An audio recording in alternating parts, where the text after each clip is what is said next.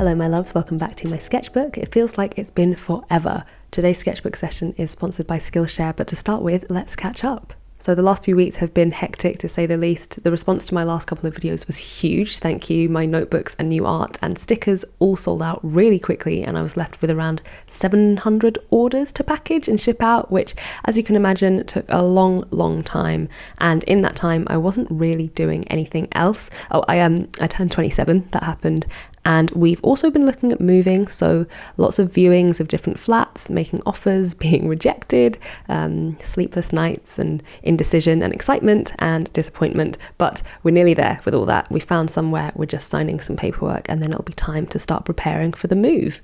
So in the midst of all this, coming off the back of a really fun and successful time making lots of new art for the shop restock, and at the same time finishing the sketchbook that I've been working in for 1.5, 2 years, and then taking a long break from making any art at all while I worked on shipping out those orders, the thought of getting back into painting after that, how and what to do, where do I go from here, what next?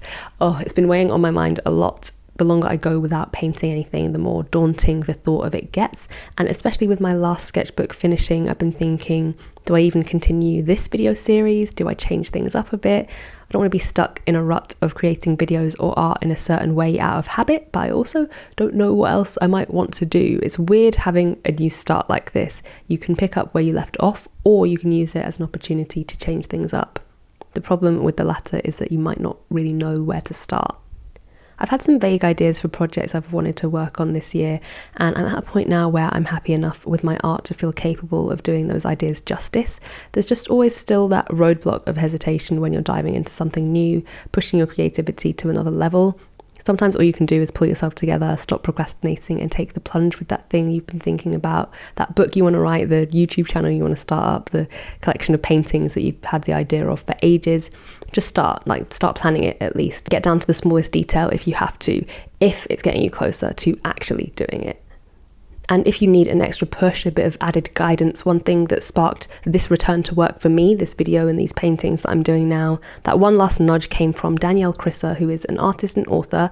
I actually have one of her books, which was sent to me by one of my lovely viewers, Shauna, a couple of years ago. But Danielle has a class on Skillshare called Creative Breakthrough, 8 exercises to power your creativity, confidence and career. And in it, she uses her years of experience as an artist, author and curator. She pulls together her own life lessons and stuff that she's learned from other artists, and she just talks to you about getting through those blocks, recapturing that aha moment.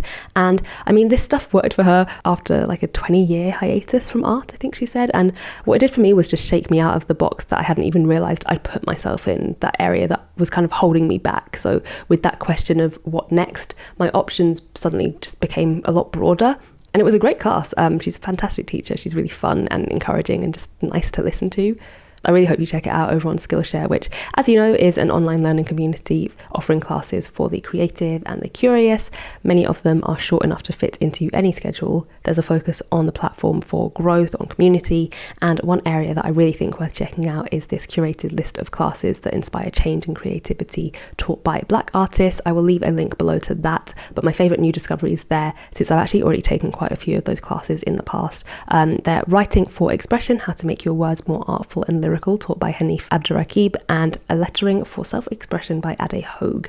If you're not on Skillshare yet, the first 1,000 people to use the link in the description will get 2 months of free premium membership. After that, it's around $10 a month with an annual subscription. Huge thanks to Skillshare for always supporting the channel and for supporting the diversity of creatives and learning. So here we are. I knew I wanted to paint birds today. The idea is that these birds will be prints for this month's Patreon PrintPal Pro bundles. July's theme is birds of the Amazon rainforest. So these are a blue grey tanager and a white plumed antbird. Beautiful. And the thing is, I had almost talked myself out of that theme for a collection of paintings because I haven't really painted many birds. So not only did I not know if I was up to the job, I didn't know if it fit, if it made sense as my first step back into making art, which I know sounds so silly now, but that's what we do. We just overthink, we overcomplicate, when really, if there's something speaking to you creatively, all you have to do is listen, just honour that, don't waste it. And I know I talked about Skillshare for ages, I'm sorry about that, guys, but that class that I mentioned by Danielle Chrisser, oh my god, it is a game changer. It really, really grounded me, and I know it will do a lot for you all too, so I do hope you check it out. Otherwise, thank you so much for joining me today. It's so good to be back. I have a new project in the pipeline that I'm really eager to just start now, so I can't wait to share that with you all. But until then, I will see you in the next one. Bye.